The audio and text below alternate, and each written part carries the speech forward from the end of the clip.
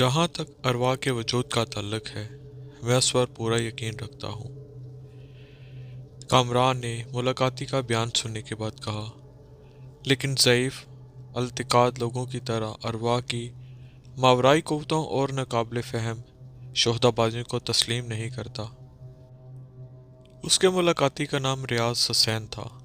वह अपनी खूबसूरत बीवी सरवत के हमरा उसके पास से एक ऐसा मसला लेकर आया था जो बहुत हद तक अरवा की रवायती कहानियों से मिलता जुलता था। कामरान शामी एक तजर्बाकार वकील, माहिर सुरागरसा और नफ्सियाती व सिफली अलूम का मस्तन आलम था। लोग उसके पास कानूनी, अज़वाजी, नफ्सियाती और पुरस्रार जराइम के मसाइल हल कराने के लिए आते थे। रियाज साहब, इस दुनिया में कोई बात अनहोनी नहीं। शामी ने सिलसिला कलाम जारी रखते हुए कहा, तो भी मेरा ख्याल है कि आज के साइंसी दौर में शायद ही कोई ऐसी शय हो जो इंसान के कब्ज़ा तसर्रुफ से बाहर रह गई हो। इसलिए मैं समझता हूँ कि अगर जिन भूत वगैरह किस्म की कोई मखलूक इस कुराए अर्ज़ पर मौजूद भी हो तो बिलाशुबा वो इंसान की बढ़ती हुई कुव्वत तस्खीर से खाइफ होकर किसी दूसरे सियारे की तरफ चली गई होगी।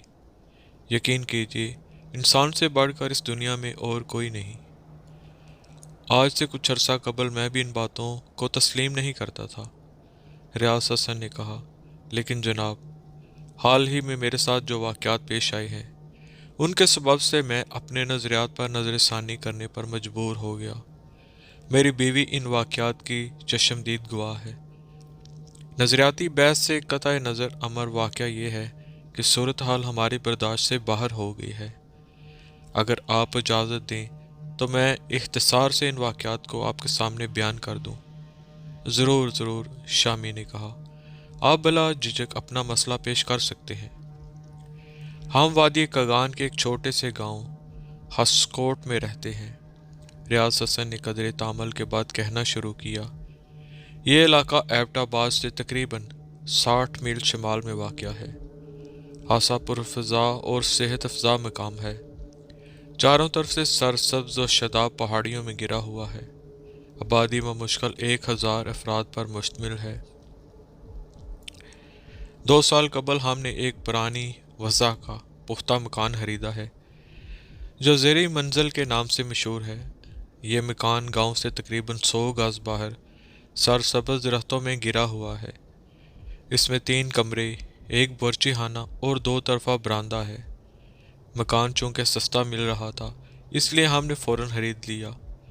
मकान से मलका 2 कनाल का एक किताब भी है जिसमें छोटा सा बगीचा बना हुआ है। मजबूरी एतबार से मकान और उसका माहौल नहायत हसीन और दिलफरेब है। पहले साल गर्मियों का मौसम बहुत अच्छा गुजर गया, लेकिन मौसम सरमा का आगाज़ होते ही हमने अजीब किस्म की बेचैनी और घबराहट महसूस करना शुरू कर दी। इब्तिदा में हमने इसकी तरफ कोई तवज्जो नहीं दी, लेकिन बदतरीज इस बेचैनी में इजाफा होता चला गया। बेख्वाबी की शिकायत होने लगी। अक्सर रात को डरावने ख्वाब दिखाई देने लगे। यूँ महसूस होता था कि कोई नादीदा हस्ती हमसे नफ़रत का इजहार कर रही है, धमकियाँ दे रही है, गुस्सा और दुश्मनी का इजहार कर रही है और इंतकाम पुकार रही है। सर्दी में इजाफे के साथ साथ इस पुरस्रार हस्ती के बगस व नाद में भी इजाफा होना शुरू हो गया है। जब मौसम की पहली बर्फ़बारी हुई तो यकीन कीजिए इस कैफियत में नाकाबिल बयान शिद्दत पैदा होगी। घबराहट, खौफ और जहनी खिंचाव नुक्ता अरूज पर पहुँच गया। हम कई रातों तक अच्छी तरह सो नहीं सके। बलाखिर हमने मकान छोड़ देने का इरादा कर लिया, लेकिन कुछ दिनों के बाद मौसम कदरे गर्म हो गया और उसके साथ ही हमारी घबराहट भी जाती रही और हमने आराम की नींद सोना शुरू कर दिया। हमने अंदाज़ा लगाया कि हमारी सारी परेशानी का सबब सर्दी और बेख्वाबी थी, यानी सर्दी के बायस बेख्वाबी की शिकायत हुई और बेख्वाबी की वजह से हम घबराहट और तोहम परस्ती का शिकार हो गए। मौसम गर्मा के आगाज़ के साथ ही घबराहट और खौफ की कैफियत बिल्कुल ख़त्म हो गई, बल्कि बोली बसरी बात हो गई। अब मौसम सरमा में एक बार फिर हमारे दिलों पर वही बेचैनी, बेख्वाबी और घबराहट पैदा होना शुरू हो गई। سردی میں اضافے کے ساتھ ساتھ یہ کیفیت بھی بڑھتی چلی گئی، یہاں تک کہ ہم یہ یقین کرنے پر مجبور ہو گئے کہ اس کیفیت کے پس پشت ضرور کوئی پراسرار ہستی کارم فرما ہے، جسے عام طور پر جن یا روح وغیرہ کے نام سے موسوم کیا جاتا ہے۔ پھر آج سے چند روز پیشتر ایک ایسا واقعہ پیش آیا جس نے ہمارے یقین کو حق الیقین میں تبدیل کر دیا۔ یہ گزشتہ جمعرات کی بات ہے۔ اس روز بڑے زوروں کی برف باری ہو رہی تھی۔ میں اور ثروت سر شام کھانے سے فارغ ہو کر بستر پر لیٹ گئی، تاہم نیند کا نام و نشان نہ تھا۔ کچھ دیر کے بعد برف باری کے ساتھ ساتھ تیز جھکڑ بھی چلنا شروع ہو گیا۔ دفعتاً ہمارے کانوں میں ایک عجیب سی آواز آئی۔ وہ آواز واضح تو نہیں تھی، تاہم غائب درجہ اثر انگیز اور پرسوز تھی۔ یوں معلوم ہوتا تھا کہ کوئی بچہ سسک سسک کر رو رہا ہے۔ شروع میں ہم نے اس آواز کو تیز ہوا کی آواز قیاس کر کے نظر انداز کر دیا، مگر دھیرے دھیرے وہ نمایاں ہوتی چلی گئی۔ پھر دفعتاً کمرے کا درجہ حرارت گرنا شروع ہو گیا، حالانکہ انگیٹھی میں آگ برابر سلگ رہی تھی۔ تمام کھڑکیاں دروازے بدستور بند تھے، پر سردی لحظہ بہ لحظہ بڑھتی چلی جا رہی تھی۔ وہ رات گزشتہ تمام راتوں سے زیادہ اذیت ناک تھی۔ انگیٹھی میں جلنے والی آگ کی مدھم روشنی کمرے کی فضا میں لرز رہی تھی۔ یوں محسوس ہوتا تھا کہ کوئی نادیدہ شے چاروں طرف سے ہم پر دباؤ ڈال رہی ہے۔ ہمارے خوف اور ذہنی کھنچاؤ میں مسلسل اضافہ ہوتا جا رہا تھا۔ سسکیوں کی آواز نمایاں طور پر سنائی دے رہی تھی۔ وہ دردناک آواز پوری فضا پر محیط معلوم ہوتی تھی۔ برف باری اور جھکڑ کی آواز کسی ماتمی ساز کی مانند اس آواز کے ساتھ گل مل گئی تھی۔ ناگہاں میں نے خوابگاہ سے ملکہ کمرے کے وسط میں ایک دھندلا سا روشن غبار نمایاں ہوتے ہوئے دیکھا۔ وہ ہولے ہولے جنبش کرتا ہوا فرش زمین سے بلند ہو رہا تھا۔ ہم ساکت و جامد آنکھیں پھاڑے اس ناقابل یقین منظر کو دیکھنے لگے۔ وہ روشن غبار ہمارے دیکھتے ہی دیکھتے ایک شکل اختیار کرنے لگا، ایک انسانی شکل۔ چند ساعتوں کے بعد وہ غبار ایک مکمل انسانی جسم کا خاکہ اختیار کر چکا تھا۔ جس انداز میں وہ گردش کرتا اور بل کھاتا دکھائی دے رہا تھا، اس سے ظاہر ہوتا تھا کہ وہ انتہائی غصے اور طیش کے عالم میں ہے۔ اب یہ بات واضح ہو چکی تھی کہ تمام بغض و عناد اور نفرت و حقارت کا منبع یہی پرسرار ہستی تھی۔ دفعتاً اس کا سر ٹھوس شکل اختیار کرنے لگا۔ چہرے پر کربناک تاثرات نظر آنے لگے، جن میں شدید غیظ و غضب، احتجاج اور نفرت پائی جاتی تھی۔ ہمارے دیکھتے ہی دیکھتے اس نے اپنا منہ کھولا اور ایک دردناک چینک بلند کی، جس کی آواز زمین سے آسمان تک گونجتی چلی گئی۔ اس کے فوراً بعد یہ دھند لاغبار تاریکی میں تحلیل ہو گیا۔ یہاں تک بیان کرنے کے بعد وہ خاموش ہو گیا۔ چند لمحوں تک کمرے میں مکمل خاموشی چھائی رہی۔ واقعی حیرت انگیز تجربات ہے، شامی نے سکوت توڑتے ہوئے کہا۔ بیگم ثروت، کیا آپ اس معاملے میں کچھ کمی بیشی کرنا چاہیں گی؟ ریاض صاحب نے مکمل واقعہ بیان کر دیا ہے۔ ثروت نے قدر تامل کے بعد کہا۔ وہ دھندلا غبار حجم میں خاصا بڑا تھا، کم از کم 8 فٹ اونچا ہوگا، اور جیسا کہ ریاض صاحب نے بیان کیا، چہرے پر نظر آنے والے تاثرات انتہائی خوفناک تھے۔ تاہم ذاتی طور پر میرا احساس یہ ہے کہ وہ کسی 10 سالہ بچے کا چہرہ تھا۔ وہ چینک، میں تا زندگی اس پرسوز چینک کو نہیں بلا سکوں گی۔ کیا یہ شے اس سے پہلے بھی کبھی دیکھنے میں آئی ہے؟ آپ نے برف باری اور جھکڑ کا ذکر کیا تھا، شامی نے کہا۔ غالباً یہ جھکڑ پہلی مرتبہ چلا تھا۔ گویا آپ یہ کہنا چاہتے ہیں کہ اس پرسرار منظر کا جھکڑ سے کوئی تعلق ہے، شامی نے کہا۔ محض ایک قیاس ہے، حتمی طور پر کچھ نہیں کہا جا سکتا، ریاض نے کہا۔ یہ علاقہ یہاں سے کتنی دور ہے؟ تقریباً 123 میل، جس میں 60 میل کا پہاڑی راستہ بھی شامل ہے۔ बज़ाहिर ये मामला मेरे दायरा कार से बाहर है, शामी ने कहा। शामी साहब, अगर आपने इनकार किया तो हमें बहुत मायूसी होगी, सरवत ने कहा। मैं आपको मायूस नहीं करूँगा। इस केस में कुछ बातें ऐसी हैं जो बराह रास्त मेरे नज़रियात से टकराती हैं। अगर मामला वैसा ही साबित हुआ जैसा आपने बयान किया है तो मुझे यकीनन अपने नज़रियात में कुछ तब्दीली करनी पड़ेगी। गोया आपने ये केस मंजूर कर लिया है, सरवत ने इत्मीनान का सांस लेते हुए कहा। आपकी फ़ीस? शामी ने उसकी बात काटते हुए कहा। फ़ीस के बारे में कोई तरद्दुद ना कीजिए, इसमें हस्बे ज़रूरत कमी बेशी की जा सकती है। फिर उसने एक कागज़ और कलम रियाज हुसैन की तरफ बढ़ाते हुए कहा, इस पर ज़री मंजिल के साबका मालिक का नाम और पता तहरीर कर दें। साबका मालिक का नाम अब्बास गुल है, रियाज ने कागज़ पर पता लिखते हुए कहा।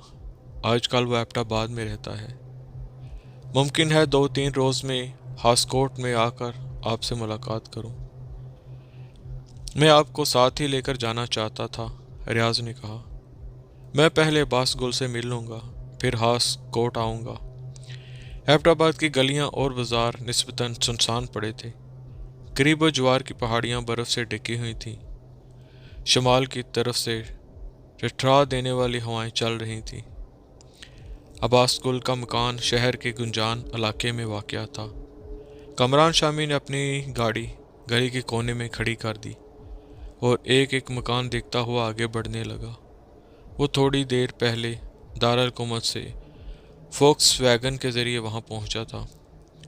चंद लम्हों के बाद वो मतलूबा मकान के सामने खड़ा था। फिर दरवाज़े पर दस्तक देने के बाद वो इंतज़ार करने लगा। दरवाज़ा खोलने वाला अब्बास ही था। उसका कद छोटा, जिस्म मजबूत और आंखें स्याह थी जिनमें खास किस्म की चमक पाई जाती थी।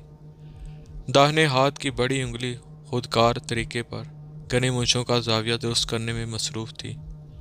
मजमूई तौर पर वो हादसा तनोहो नज़र आता था। इब्तदाई तारफ़ के बाद वो शामी को बैठक में ले आया। फिर गरम गरम कहवा पेश करने के बाद बोला, आप ज़री मंजिल के बारे में मालूम करना चाहते हैं। दरअसल हमारे मुल्क में तोहम परस्ती बहुत पाई जाती है, शामी ने कहवे का घूंट भरते हुए कहा। ज़री मंजिल का मौजूदा मालिक मेरे पास एक ऐसा मसला लेकर आया है जिसमें ज़ाहिर भूतों का अमल दखल मालूम होता है, ताहम मैं एक दूसरे अंदाज से इस मसले पर गौर कर रहा हूँ। हैरत अंगेज़ बात है, अब्बास गुल ने कहा। यह मकान मेरे पास तकरीबन 3 साल तक रहा है, मगर मेरी किसी भूत से मुलाकात नहीं हुई। आपने यह मकान किससे खरीदा था? दरअसल यह मकान टाउन कमेटी की मालकियत था और अरसा दराज से खाली पड़ा था, अब्बास गुल ने कहा। मैंने तफरीह और शिकार वगैरह के लिए उसे खरीद लिया था और अपने दोस्तों के हमरा अक्सर वहाँ ठहरा करता था, ताहम मैंने कभी उसे रहाइश के लिए इस्तेमाल नहीं किया। क्या आप सर्दियों में वहाँ ठहरा करते थे? सिर्फ एक मरतबा सर्दियों में वहाँ ठहरने का इत्फाक हुआ था। इस दौरान में आपको बेहवाबी या जहनी खंचाव तो महसूस नहीं हुआ? मेरे साथ 3 और दोस्त भी थे। हमने सिर्फ 2 रातें वहाँ गुजारी थी। जहाँ तक बेहवाबी का ताल्लुक है, उसकी शिकायत ज़रूर होती थी क्योंकि हम चारों एक ही कमरे में सोते थे, इसलिए जगह की तंगी के बायस अच्छी तरह सो नहीं सके थे। मकान के अंदर कोई तहखाना भी है? नहीं। क्यों? यूं ही पूछ लिया, शामी ने उठते हुए कहा। आपके कहवे का बहुत शुक्रिया। ज़री मंजिल पर खामोशी छाई हुई थी। कामरान शामी ने अपनी फोक्स वैगन सदर दरवाजे के सामने खड़ी कर दी और खिड़की से आसपास का जायज़ा लेने लगा। हर तरफ सफ़ेद सफ़ेद बर्फ़ की तह जमी हुई थी।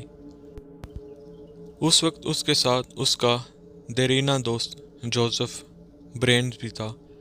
कदर तौक़ुफ़ के बाद दोनों गाड़ी से बाहर आ गए। जोसेफ ने बारी और पुरानी वज़ा के दरवाजे पर दस्तक दी। 1 मिनट के बाद दरवाज़ा खुला और रियाज हुसैन ने बाहर झांक कर देखा। उसके पीछे सरवत भी खड़ी थी। शामी को देखकर उनके चेहरे पर इत्मीनान की लहर दौड़ गई। आतिशदान के सामने बैठकर थोड़ी देर तक रस्मी गुफ्तगू होती रही। सरवत ने काफ़ी बनाकर इन्हें पेश की। फिर असल मौजू की तरफ आते हुए शामी ने पूछा, सुनाइए रात कैसे गुजरी। हस्ब मामूल बेहवाबी की शिकायत रही, रियाज ने जवाब दिया, लेकिन निस्बतन आराम रहा क्योंकि गुज़श्ता रात बर्फ़बारी नहीं हुई। इमारत के अंदर कोई तहखाना भी है? शामी ने पूछा। तहखाना तो कोई नहीं, सरवत ने कहा। मेरा ख्याल है आपने अभी तक हमारे बयान को दिल से तस्लीम नहीं किया। ऐसी बात नहीं, बल्कि मैं इस मामले की कोई काबिल कबूल तोजह तलाश करने की कोशिश कर रहा हूँ। यह ज़्यादा मुनासिब होगा कि आप ज़ाते खुद मकान का जायज़ा ले लें, रियाज ने कहा। मैं ये बात कहने ही वाला था, शामी ने कहा। फिर वो दोनों रियाज की रहनुमाई में मकान के मुख्तलिफ हिस्सों को देखने लगे। मकान तो बिल्कुल सीधा सादा है, जोसेफ ने तबसरा करते हुए कहा। कोई खुफिया गोशा या कमरा नहीं है। अगर किसी भूत या रूह से मुलाकात ना हुई तो सेहत में मायूसी होगी। रियाज साहब, क्या यह मुमकिन है, शामी ने कहा, कि आज की रात आप किसी दोस्त या अजीज़ के यहाँ क़याम करने का इंतज़ाम कर लें। हम तन्हा यहाँ रहना चाहते हैं, मैं और जोसेफ। जैसे आप मुनासिब समझें, रियाज ने कहा। मेरे ख्याल में ये बात बिल्कुल नामुनासिब है, जोसेफ ने कहा। हो सकता है कि वो भूत भी उनके साथ ही चला जाए। तब शामी ने पूरी संजीदगी से कहा, इस गुत्थी को सुलझाना मज़ीद आसान हो जाएगा। मैं आपका मतलब नहीं समझा, रियाज ने हैरत से कहा। यह इस अमर की दलील होगी कि पुरसरार रूह का ताल्लुक मकान से नहीं, आपकी ज़ात से है। रियाज और सरवत चौंक कर शामी की तरफ देखने लगे। उनके चेहरों पर खौफ की हल्की सी लहर दौड़ गई, ताहम उन्होंने कोई जवाब नहीं दिया। उस वक्त वो ख्वाबगाह से मलका कमरे में खड़े थे। ये वो कमरा है जिसमें धुंधला गुबार नजर आया था, रियाज ने कहा। क्या आप ठीक ठीक इस जगह का तयन कर सकते हैं जहाँ से वो गुबार उठना शुरू हुआ था? तकरीबन इस जगह से, रियाज ने एक जगह पर पांव रखते हुए कहा। शामी ने फर्श पर बिछा हुआ कलीन उस जगह से हटा दिया और उकड़ों बैठकर फर्श का जायजा लेने लगा। अचानक उसने चौंक कर कहा, जोसेफ, इस फर्श को ज़रा गौर से देखो। क्या इसमें तुम्हें कोई अजीब बात नज़र आई है? जोसेफ आंखें झपकते हुए फर्श को घूरने लगा। मेरा ख्याल है कि मैं तुम्हारा मतलब नहीं समझा, उसने कहा। यह एक आम सा फर्श है। वापसी पर तुम्हारी आंखें टेस्ट करवानी पड़ेंगी, शामी ने कहा। क्या तुम्हें नज़र नहीं आता कि फ़र्श का ये हिस्सा बिल्कुल फ़र्श से मुख्तलिफ है? वाज़िया तौर पर इसे दोबारा तोड़कर बनाया गया है। रियाज और सरवती उस हिस्से को आंखें फाड़ कर घूरने लगे। आपके पास हथौड़ी या इस किस्म की कोई चीज़ होगी, शामी ने रियाज की तरफ देखते हुए कहा। क्या आप फ़र्श तोड़ने का इरादा रखते हैं? सरवत ने कहा। फ़िलहाल नहीं, शामी ने जवाब दिया, ताहम हो सकता है कि उसकी ज़रूरत पड़ जाए। थोड़ी देर बाद रियाज ने एक हथौड़ी लाकर शामी के हाथ में थमा दी। शामी ने हथौड़ी से फर्श के मुख्तलिफ हिस्सों को बुझाकर देखना शुरू कर दिया। फिर वो सीधा खड़ा होकर रियाज को घूरने लगा। आपने कहा था कि इस इमारत में कोई तहखाना नहीं है, उसने कहा। क्या आपने नक्शा देखा था या महज कियास से ये बात कही थी? नक्शा तो नहीं देखा था, रियाज ने जवाब दिया, और मैं समझता हूँ कि नक्शा महफूज भी नहीं रहा होगा। थोड़ी देर के बाद चारों ड्राइंग रूम में आकर आतिशदान के सामने बैठ गए। कई लम्हों तक कमरे में खामोशी छाई रही। हर शख्स का जहन मुख्तलिफ ख्यालात की अमाजगाह बना हुआ था। मौसम तेज़ी से बदल रहा है, शामी ने खिड़की से बाहर देखते हुए कहा। तूफ़ान की आमद के आसार नज़र आ रहे हैं। सरवत और रियाज के चेहरे पर खौफ की लहर दौड़ गई। दोनों शामी की नज़रों का ताक़ुब करते हुए बाहर देखने लगे। शामी ने मज़ीद कहा, मेरा ख्याल है कि अब आपको अपने किसी दोस्त के यहाँ जाने की तैयारी शुरू कर देनी चाहिए। अगर तूफ़ान शुरू हो गया तो जाना मुश्किल हो जाएगा। नसफ घंटे बाद रियाज और सरवत अपने एक अजीज़ के घर चले गए। रात के खाने से फारग होकर शामी और जोसेफ आतिशदान के सामने बैठकर काफ़ी पीने लगे। बाहर हल्की हल्की बर्फबारी शुरू हो गई थी और हवा तूफ़ान की शक्ल इख्तियार करती जा रही थी।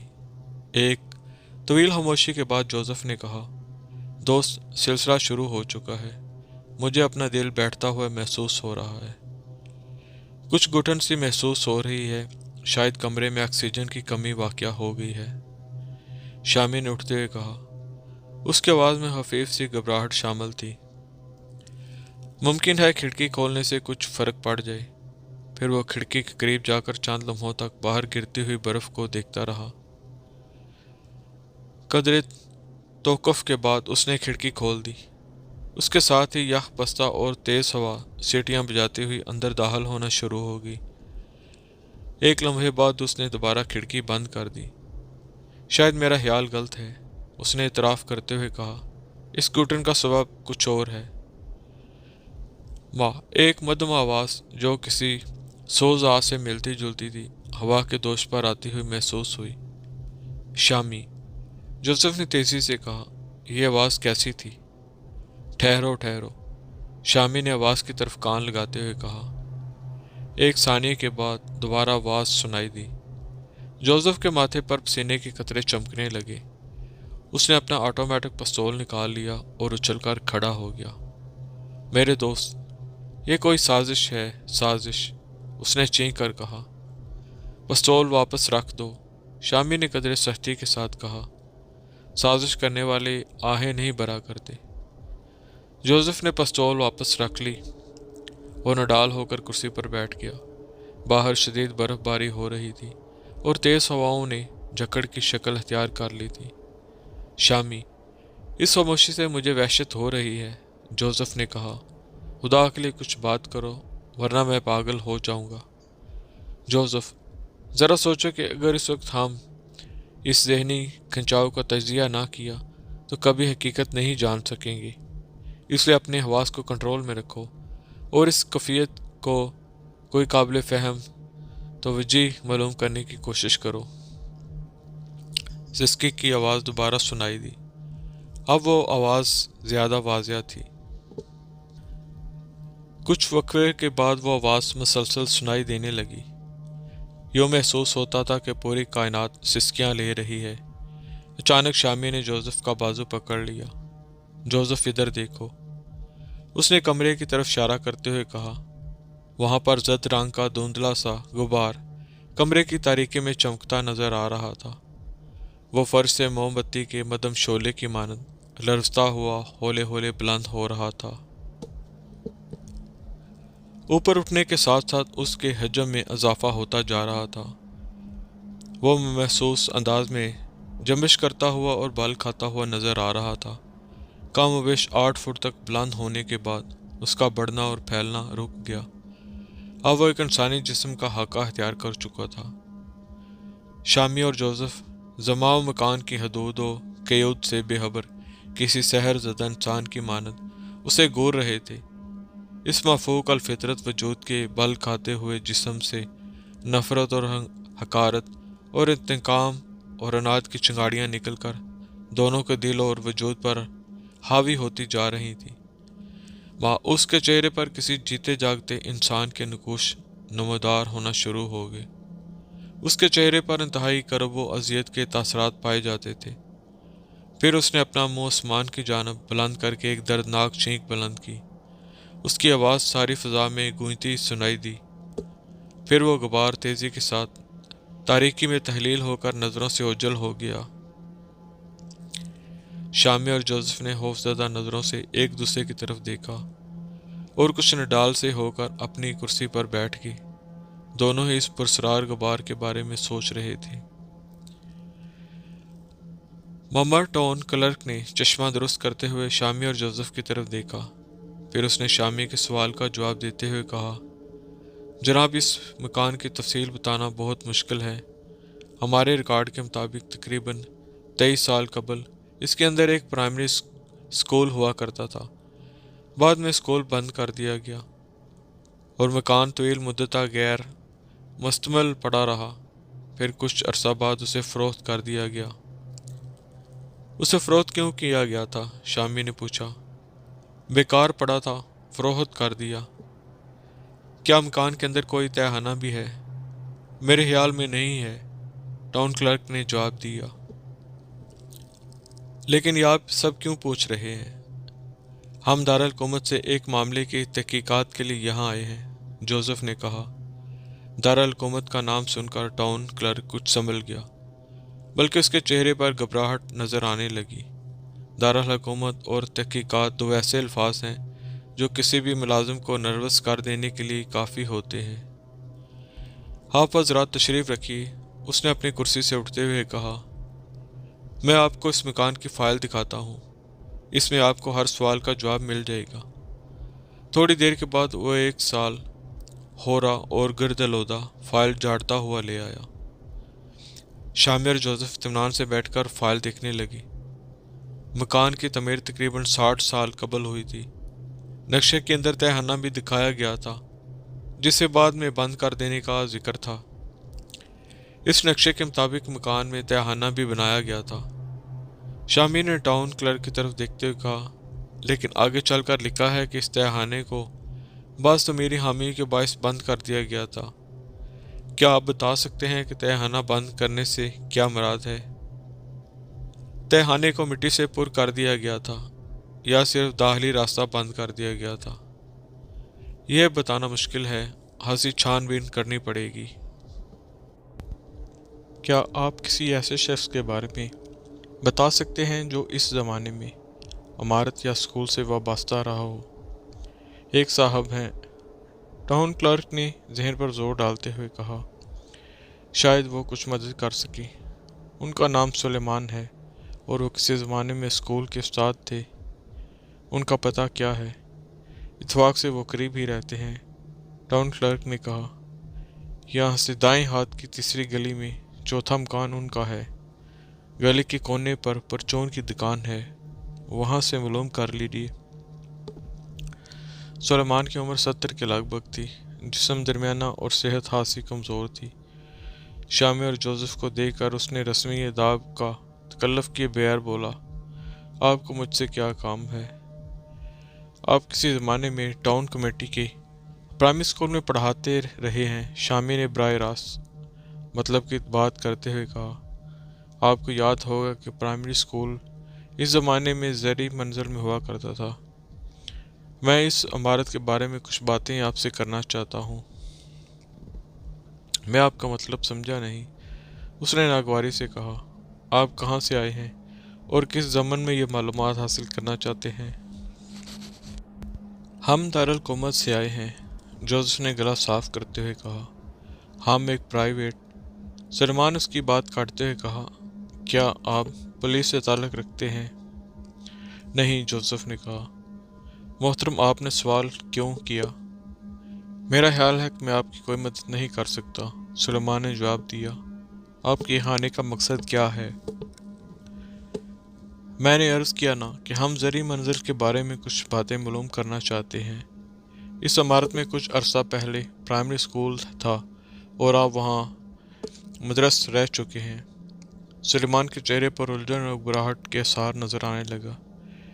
शायद आप ये इमारत खरीदना चाहते हैं, उसने पहलू बदलते हुए कहा। जनाब, मैं माजरत चाहता हूँ, इस सिलसिले में आपकी कोई मदद नहीं कर सकता। आपका अंदाज़ा दोस्त नहीं है, शामी ने जोर देते हुए कहा। हमें इमारत खरीदने से कोई दिलचस्पी नहीं। दरअसल हम इमारत के अंदर रोनुमा होने वाले बाज़ अजीबोगरीब वाक़यात की तहकीक के लिए यहाँ आए हैं और ये तहकीकात इमारत के मौजूदा मालिक की दरख्वास्त पर कर रहे हैं। हम आपका ज़्यादा वक्त नहीं लेना चाहते, चंद एक सवालात हैं, शामी ने कदे तवक़्फ़ुफ़ के बाद कहा। मुस्लिम ये जानना चाहते हैं कि क्या ज़री मंजिल के नीचे कोई तहखाना भी था? अगर था तो मैं कह चुका हूँ कि मैं आपकी कोई मदद नहीं कर सकता, सलमान ने गुस्से से कहा। आप फ़ौरन यहाँ से चले जाएं। कमाल है साहब, आप फ़ौरन मेरा मकान खाली कर दें, उसने चीख कर कहा। मेरे पास फजूल बातों के लिए वक्त नहीं है। क्या मतलब? मतलब कुछ नहीं। मैं कहता हूँ यहाँ से निकल जाओ। फरते जोश से सलमान की आवाज़ कांप रही थी। अच्छी बात है, शामी ने उठते हुए कहा।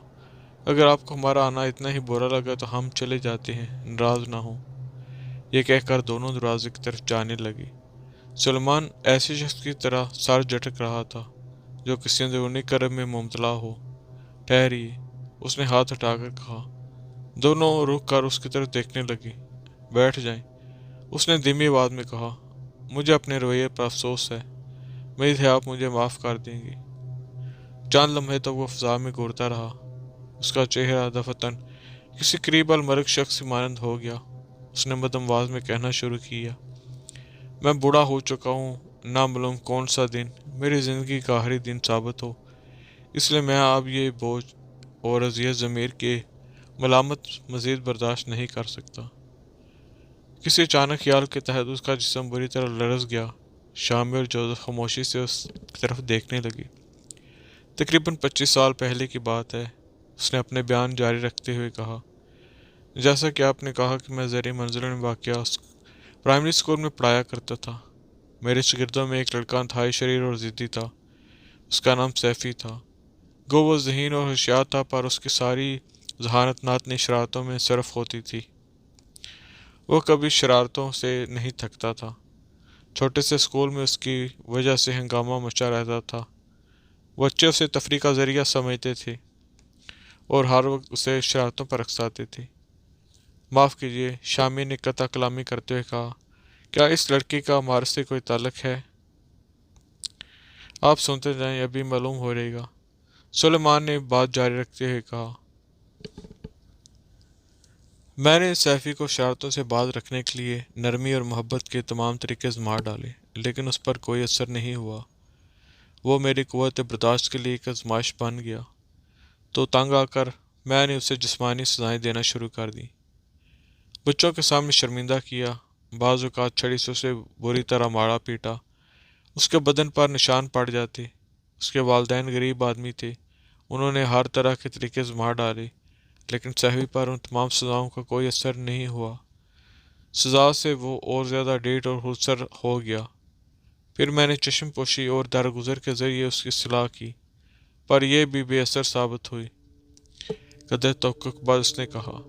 सर्दियों की एक सुबह उसका रवैया कतई नाक़ाबिल बर्दाश्त हो गया। उस रोज़ वो दिन भर शरारतें करता रहा। उसकी वजह से सारा दिन क्लास में हंगामा, शोर, कहके और तूफ़ान बरपा रहा। कोई बच्चा पढ़ने के मूड में नज़र नहीं आता था। उस रोज़ मौसम बहुत ख़राब था और तूफ़ान की आमद के सार नज़र आ रहे थे। मैं हत्तल इम्कान इसकी शरारतों को नज़रअंदाज किए कोशिश करता रहा, लेकिन आखिरकार मेरे सब्र का पैमाना लबरेज हो गया। छुट्टी होने में थोड़ी देर रह गई थी और सैफ़ी की वजह से 1 मिनट के लिए भी पढ़ाई नहीं हो सकी थी। तब मैंने एक मजबूत छड़ी के साथ उसे बुरी तरह मारा पीटा। यह देखकर क्लासरूम में सन्नाटा छा गया। तमाम लड़के खौफज़दा नज़र आने लगे, ताहम सैफ़ी पर कोई असर नहीं हुआ। इतनी मार खाने के बाद ना तो उसकी आंख से आंसू टपका और ना ही मुंह से कोई आवाज़ निकली। वो खामोशी से पिटता रहा और अजीब नज़रों से मुझे घूरता रहा। मार खाने के बाद वो गोया खामोश हो गया, मगर पढ़ने पर आमादा ना हुआ। बस अपनी सीट पर बैठकर इंतहाई नफरत और हकारत भरी नज़रों से मुझे घूरने लगा। उसका यूं नफरत से घूरना मेरे लिए और भी तकलीफ का बायस था। मैं अंदर ही अंदर जहनी कुर्ब और खिंचाव सा महसूस करने लगा। ये बात उसकी शरारतों से भी ज़्यादा तकलीफ दी थी। छुट्टी के बाद मैंने उसे रोक लिया। उस वक्त बर्फबारी हो चुकी थी और हवा का जोर बढ़ता जा रहा था। नामालूम उस वक्त मेरे अंदर कौन सी शैतानी रूह समा गई थी कि मुझे कुछ होश न आया कि मैं अब क्या कर रहा हूँ। अब ये बात नहायत अहकमाना नज़र आती है, लेकिन उस वक्त मेरा साथ ये था कि मेरी और सैफ़ी के माबीन क़ुव्वत इरादी का मुकाबला ठन गया है और मुझे बासूरत यह मुकाबला जीतना है। बसूरत दिगर मेरी मौलमाना हसीयत ख़त्म हो जाएगी और बच्चों पर से रोब जाता रहेगा। दूसरी तरफ सैफ़ी ये समझ रहा था कि उसे एक और किस्म की शदीद मार पड़ने वाली है। वो पूरी तरह मार खाने के लिए तैयार खड़ा था और इंतहाई सर्द और ठहरी हुई नज़रों से मुझे घूर रहा था। उसकी आंखों से खौफ या घबराहट की बजाय नफरत जाहिर हो रही थी, लेकिन मैं उसे एक अजियत नाक सजा देने का इरादा कर चुका था। स्कूल के अमले में किसी को इस बात का इल्म नहीं था कि इमारत के नीचे एक तहखाना भी है। तहखाने में दाखिल होने का सिर्फ एक ही फर्शी दरवाज़ा था, जो मेरी मेज़ के नीचे बिछे हुए कलीन के नीचे पोशीदा था। इस फर्शी दरवाजे पर इत्तफाकन मेरी नज़र पड़ गई थी। एक रोज़ छुट्टी के बाद सफाई की हेल्प से मैंने क्रेन हटाया तो वहाँ पर तकरीबन 1.5 मुरब्बा फुट साइज का एक फर्शी दरवाज़ा नज़र आया। बोझा तो जैसे उसे खोल कर देखा तो अंदर की जानब एक इंतहाई सालहोरा 24 देना नज़र आया। नीचे तारीकी और सर्दी थी। बाद में मुझे मालूम हुआ कि इब्तदा में इमारत के नीचे तहखाना तमीर किया गया था, जिसके दाखिली दरवाजे को बाज़ वजूहात की बिना पर ईंटें चुनकर बंद कर दिया गया था और गालबन इसी फर्शी दरवाजे पर किसी की नज़र नहीं पड़ी थी। मैंने उसे उसके दरवाजे के बारे में किसी को बताना मुनासिब नहीं समझा। काश मुझ पर इस दरवाजे का इंकशाफ ना होता। बाद में इस दरवाजे को भी सीमेंट से बंद कर दिया गया था। उस रोज़ मैंने तहखाने को इस्तेमाल करने का इरादा किया। जब स्कूल हाली हो गया, तमाम बच्चे स्कूल की हदों से निकल गई तो मैंने क्लीन हटाकर फर्शी दरवाज़ा खोला और सैफी को तहखाना दिखाते हुए कहा कि या तू अपनी शरारतों से तौबा कर ली या फिर तहखाने के अंदर दाखिल हो जा। चंद लम्हों तो बाद सर्द निगाहों से मुझे घूरता रहा। देखो तौबा कर लो, मैं उसे समझाते हुए कहा, इसमें तुम्हारा ही भला है, लेकिन अगर तुम तौबा नहीं करना चाहते तो तहखाने में उतर जाओ और याद रखो जब तक तुम पिछली हरकतों की माफ़ी नहीं मांगोगे और आइंदा के लिए शरारतों से बाज आने का वादा नहीं करते, मैं तुम्हें बाहर नहीं निकलने दूंगा। वो एहतजाज के बगैर खामोशी से तहखाने में उतर गया। मैंने शदीद गुस्से के साथ ढकना बंद करके ऊपर क्लीन बिछा दिया और कुर्सी पर बैठकर इंतजार करने लगा। मुझे पूरा यकीन था कि चंद मिनटों के बाद वो अपनी शिकस्त तस्लीम कर लेगा और चीख चीख कर माफ़ी मांगते हुए बाहर निकलने की दरखास्त करेगा। तहखाना तारीख और कोल्ड स्टोरेज की मानद सर्द था, जहाँ चंद मिनट गुजारने इंतहाई मुश्किल थे। वहाँ बैठे हुए निस्फ घंटा गुजर गया पर अंदर से कोई आवाज़ न आई। वक्त गुजरने के साथ साथ मेरा गुस्सा बढ़ता जा रहा था, गोया मेरी कुव्वत इरादी शिकस्त खाती जा रही थी। फिर 1 घंटा गुजर गया लेकिन सैफी ने बाहर निकलने के लिए कोई दरखास्त नहीं की। इस यासना में बर्फबारी और जकड़ हासी शिद्दत इख्तियार कर गया था। तेज हवाएं किसी मातमी साज की मानद चेंकती हुई गुजर रही थी। उस वक्त शायद मैं बराह रास्त शैतान के तसर्रुफ में था। मैंने सैफी को उसके हाल पर छोड़ दिया और खामोशी के साथ वहाँ से निकल गया। शामी और जोसेफ के चेहरे पर खौफ और बेयकीनी के तासरात उभरते देखकर उसने कहा, बज़ाहिर ये एक ज़ालिमाना फ़ैसला नज़र आता है, लेकिन मुझे यकीन था कि जब सर्दी नाकाबिले बर्दाश्त हो जाएगी तो सैफी फर्शी दरवाज़ा खोलकर बाहर निकल आएगा और कमरा खाली पाकर सीधा अपने घर भाग जाएगा। ये कहते हुए बूढ़े सलमान की आवाज़ बरा गई और आंखों से आंसू बहने लगे। खुदा मेरे गुनाह माफ़ करे। जो सानिया उस बच्चे पर गुजरा, मैंने हरगिज़ वैसे इरादा नहीं किया था। मैं घर जाते हुए रास्ते में इस कदर गुस्से की हालत में था कि बर्फ़बारी और तूफ़ान की शिद्दत पर मतलब गौर न कर सका। मुझे रह रहकर सैफी की ज़िद और हट दर्मी पर गुस्सा आ रहा था। उस रात कई साल बाद शदीद बर्फ़बारी हुई थी, जिसकी वजह से कुछ देर के बाद तमाम रास्ते बंद हो गए थे। अगली सुबह मुझे अपनी हरकत पर सख्त नदामत हुई। तमाम शरारतों और हमाकतों के बावजूद सैफी बहरहाल एक कमज़ोर बच्चा था और बुजुर्गाना शफकत का मुस्तहिक था। मुझे उम्मीद थी कि वो तहखाने से निकल कर ज़रूर घर पहुंच गया होगा। अगले रोज़ स्कूल की छुट्टी थी। दोपहर के वक्त मुझे मालूम हुआ कि सैफी अपने घर नहीं पहुंचा। उनका एक पड़ोसी मुझसे सैफी के बारे में मालूम करने आया था। घर वालों का ख्याल था कि वो तूफ़ान की वजह से रास्ता भटक गया होगा। दूसरे बच्चों के ज़रिए ये बात भी आम हो चुकी थी कि मैंने सैफी को छुट्टी के बाद रोक लिया था। सूरत हाल बहुत नाजुक थी, बस मैंने झूठ बोलने में ही अपनी आफियत समझी और कहा कि चंद मिनटों के बाद मैंने सैफी को रुखसत कर दिया था, बल्कि वो कुछ दूर तक मेरे साथ ही गया था। मेरा ये झूठ गांव वाले ने आसानी के साथ तस्लीम कर लिया। अक्सर लोगों का ख्याल था सैफी ने दास्ता जंगल का रास्ता इख्तियार किया होगा और या तो बर्फ़बारी के तूफ़ान में हलाक हो गया होगा या कहीं छुपा होगा। ताहम चंद लोग ऐसे भी थे जिन्हें मेरे बयान पर शक था, पर उनकी तादाद बहुत कम थी। ज़ाती तौर पर मेरा ख्याल ये था कि देर तक तहखाने में इंतज़ार करने के बाद वो बाहर निकलकर घर के लिए रवाना हुआ होगा और रास्ते में बर्फ़ के नीचे दबकर हलाक हुआ होगा। یہ خیال آتے ہی مجھے اندیشہ ہوا کہ وہ فرشی دروازہ کھلا چھوڑ گیا ہوگا، اور اگر کسی نے تہخانے کا کھلا دروازہ دیکھ لیا تو میرے لیے مشکلات پیدا ہو جائیں گی۔ شام سے کچھ دیر پہلے میں چپکے سے اسکول پہنچ گیا۔ وہاں یہ دیکھ کر مجھے حیرت ہوئی کہ ہر شے اپنی جگہ پر موجود تھی۔ فرشی دروازہ حسب معمول قالین سے ڈھکا ہوا تھا۔ میری کرسی بھی اسی حالت میں پڑی ہوئی تھی۔ یہ دیکھ کر میرے جسم میں خوف کی لہر دوڑ گئی۔ میں نے جلدی سے قالین ہٹا کر فرشی دروازہ کھولا اور تہخانے میں جھانکنے لگا۔ دروازے کی راست سے داخل ہونے والی روشنی میں نے اندر ایک ہولناک منظر دیکھا۔ سال خوردہ چوبی زینہ ٹوٹا ہوا تہخانے کے فرش پر پڑا تھا۔ قریب ہی سیفی اوندے منہ فرش پر پڑا ہوا تھا، اس امید پر کہ شاید اس کے جسم میں زندگی کی کوئی رمق باقی ہو۔ میں نے جلدی سے اپنی پگڑی کا ایک سرا ڈیسک کے ساتھ باندھا اور اس کے سارے تہخانے میں اتر گیا۔ اندر یاہ کر دینے والی سردی تھی۔ سیفی سردی سے ٹھٹر کر مر چکا تھا۔ آس پاس کا جائزہ لینے کے بعد اس کے ساتھ پیش آنے والی حالات کا اندازہ لگانا مشکل نہیں تھا۔ اندر کی ناقابل برداشت سردی کی وجہ سے اس نے تھوڑی دیر بعد باہر نکلنے اور معافی مانگنے کا ارادہ کر لیا ہوگا۔ یہ سوچ کر اس نے سیڑھیوں پر چڑھنا شروع کیا ہوگا۔ چند سیڑھیاں طے کرنے کے بعد سال خوردہ 24 زینہ ٹوٹ گیا ہوگا، اور اس کے ساتھ ہی وہ بھی فرش پر گر گیا اور اس کی ایک ٹانگ زخمی ہو گئی۔ اس کے باوجود وہ باہر نکلنے کے لیے جدوجہد کرتا رہا تھا۔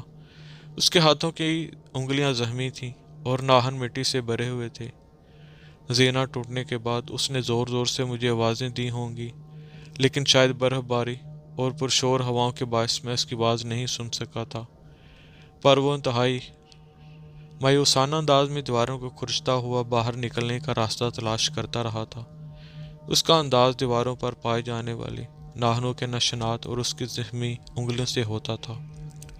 بلاہر نہایت اذیت کے ساتھ سردی میں ٹھٹر کر مر گیا ہوگا۔ کمرے سے آتی ہوئی مدھم روشنی میں اس کے چہرے پر ناقابل بیان اذیت اور غصے کے تاثرات نظر آتے تھے۔ وہ آج بھی اس دہشتناک منظر کو یاد کر کے میرے رونگٹے کھڑے ہو جاتے ہیں۔ میں نے تہخانے کے کونے میں چھوٹا سا گڑھا کھود کر اس کی لاش کو وہاں دفن کر دیا تھا اور خاموشی سے گھر واپس آ گیا۔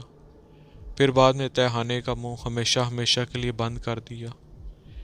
کچھ عرصے بعد سیفی کی گمشدگی ایک بولی بصری داستان ہوگی، چونکہ وہ غریب والدین کا بیٹا تھا، اس لیے کسی نے اس معاملے میں زیادہ توجہ نہیں دی۔ بعد میں جب میں کرسی پر بیٹھ کر بچوں کو پڑھاتا تو بعض اوقات یوں محسوس ہوتا کہ نیچے سے سیفی کی آواز آ رہی ہے۔ وہ چینک چینک کر مجھ پر لعنت کر رہا ہے، نفرت اور حقارت کا اظہار کر رہا ہے اور انتقام انتقام پکار رہا ہے۔ بعض اوقات وہ آواز انتہائی نمایاں سنائی دیتی کہ میں کلاس میں بیٹھے ہوئے بچوں کی طرح دیکھنے لگتا اور خیال کرتا کہ شاید وہ آواز سن رہے ہیں۔ دھیرے دھیرے وہ آواز کسی بھٹکی ہوئی روح کی مانند میرے دل و دماغ پر مسلط ہونی شروع ہو گئی۔ مجھے یقین کی حد تک محسوس ہونے لگا کہ سیفی کی روح بد دستور تہخانے کے اندر موجود ہے اور انتقام کا منصوبہ بنا رہی ہے۔ میرا خوف اس حد تک بڑھا کہ میں تنہا اسکول میں جاتے ہوئے گھبرانے لگا۔ اگلے موسم سرما میں نے زبردست خوف، دہشت اور ذہنی کھنچاؤ محسوس کرنا شروع کر دیا۔ کبھی کبھی یوں محسوس ہوتا کہ میں پاگل ہو جاؤں گا۔ برف باری اور طوفان کے وقت میری حالت پاگلوں کی سی ہو جاتی۔ یوں معلوم ہوتا تھا کہ سیفی میرے سامنے کھڑا ہے اور ٹھہری ہوئی نظروں سے مجھے گھور رہا ہے۔ اس کی آنکھوں سے نفرت اور انتقام کی چنگاریاں نکل رہی ہیں۔ ایسے موقع پر میری قوت برداشت جواب دے جاتی اور جی چاہتا کہ تمام واقعہ بے کام و کاسد بچوں کو سنا دوں تاکہ کچھ تو ذہنی بوجھ ہلکا ہو۔ پھر کسی نادیدہ خوف کے تحت ایسا کرنے سے باز رہتا۔ 25 سال سے میری زندگی اس دائمی عذاب میں مبتلا ہے۔ شاید تادم حیات یہ سزا موقف نہیں ہوگی۔ میں فی الوقت اس سزا کا مستحق ہوں۔ اس اذیت کے مقابلے میں اب موت بھی بے حقیقت معلوم ہوتی ہے۔ قدرے توقف کے بعد اس نے کہا، اب مجھے اس بات کی کوئی پرواہ نہیں کہ بستی کے لوگ حقیقت کے انکشاف پر کیا رد عمل ظاہر کرتے ہیں، لیکن اعتراف جرم کے بعد میرے سینے سے بوجھ ہلکا ہو گیا ہے۔ اور میری آخری خواہش یہ ہے کہ سیفی کی لاش کو یا جو بھی ہڈیاں اس کی بچی ہوئی ہوں انہیں پورے احترام کے ساتھ دفن کر دوں، شاید اس کی بھٹکتی ہوئی روح کو کچھ قرار آ جائے۔ زیریں منزل کے قریب جوار میں تیز ہواؤں کے ساتھ برف باری ہو رہی تھی۔ شامی اور جوزف بوڑھے سلیمان کے ہمراہ اس کمرے میں کھڑے تھے جس کے نیچے مبنا طور پر تہھانہ واقع تھا۔ ایک طرف ریاض اور اس کی ہوبرو بیوی ثروت کے علاوہ بستی کے دو معزز اور ذمہ دار افراد بھی وہاں موجود تھے۔ سلیمان نے ایک مقام کی طرف اشارہ کرتے ہوئے بتایا کہ کسی زمانے میں اس جگہ فرشی دروازہ تھا۔ یہ وہی جگہ تھی جہاں سے دھندلا غبار اٹھتا ہوا دیکھا گیا تھا۔ باہمی مشورے کے بعد وہاں سے فرش توڑنے کا فیصلہ کیا گیا۔ پھر ایک مزدور کا انتظام کیا گیا جس نے تقریباً 1 گھنٹے بعد تہھانے میں داخل ہونے کا راستہ بنا دیا۔ پھر ایک سیڑھی نیچے اتاری گئی۔ سلیمان کا اصرار تھا کہ سب سے پہلے وہ تہھانے میں داخل ہوگا۔ بہرحال کسی نے اسے روکنے کی کوشش نہیں کی، اور ویسے بھی دہشت کی وجہ سے کوئی بھی اندر داخل ہونے پر تیار نہیں تھا۔ بس وہ سیڑھیوں کے ذریعے نیچے اترنا شروع ہو گیا۔ خوف کی وجہ سے اس کے ہاتھ پاؤں کانپ رہے تھے۔ ابھی اس نے تیسرے یا چوتھے ڈنڈے پر ہی قدم رکھا تھا کہ سیڑھی پھسل گئی اور سلیمان کو لیے ہوئے ایک دھماکے سے فرش پر گر پڑی۔ عین اس وقت ایک مفوق الفہم واقعہ پیش آیا جس نے جملہ حاضرین کو ورطہ حیرت میں ڈال دیا۔ سیڑھیاں گرنے کے ساتھ ہی سلیمان نے ایک دردناک چینک بلند کی، جس کے فوراً بعد اندر سے بچگانہ کہکے کی آواز سنائی دی۔ چند لمحوں تک ہر شخص اپنی اس جگہ پر ساکت سا ہو کر رہ گیا۔ پھر سب سے پہلے شامی کا جسم حرکت میں آیا۔ جوزف، اس نے چینک کر کہا، جلدی سے کسی رسی کا انتظام کرو۔ جوزف رسی ڈھونڈنے کے لیے دوسرے کمرے کی طرف بھاگا اور شامی جھک کر اندر دیکھنے لگا۔ تفاتن وہ تیزی سے پیچھے ہٹ گیا۔ اندر سے زرد رنگ کا دھندلا سا غبار باہر نکل رہا تھا۔ نصف منٹ کے بعد وہ غبار کمرے کی فضا میں تحلیل ہو گیا۔ تہھانے میں مکمل سناٹا تھا۔ شامی نے سوراخ کے قریب منہ کر کے بلند آواز سے سلیمان سلیمان پکارا، لیکن اندر سے کوئی جواب نہیں آیا۔ اسی آسنا میں ریاض ایک بڑی سی ٹارچ لے کر آ گیا اور نیچے روشنی ڈال کر دیکھنے لگا۔ وہاں ایک ناقابل یقین منظر سب کا منتظر تھا۔ سلیمان اوندے منہ فرش پر پڑا تھا۔ اس کے اوپر ایک انسانی ڈھانچہ جس کی لمبائی بمشکل 4 فٹ ہوگی پھیلا ہوا تھا۔ اس ڈھانچے کے دونوں ہاتھ سلیمان کی گردن میں پیوست تھے اور سلیمان مر چکا تھا۔ شامی صاحب، یہ کہکے کی آواز کیسی تھی؟ ریاض نے پوچھا۔ شامی نے کچھ کہنے کے لیے منہ کھولا ہی تھا کہ اس بچگانہ کہکے کی آواز خوابگاہ سے آتی ہوئی سنائی دی۔ تمام لوگ چونک کر اس کی طرف دیکھنے لگے۔ ایک ثانیے کے بعد وہ آواز صحن سے سنائی دی۔ پھر وہ آواز فضا میں کہکے بکھیرتی ہوئی دور ہوتی چلی گئی۔ شامی نے ایک طویل سانس لیتے ہوئے کہا، ریاض صاحب، اب آپ کو بے خوابی اور بے چینی کی شکایت نہیں ہوگی۔ بے چین کرنے والی روح اپنی اصل منزل کی طرف چلی گئی ہے۔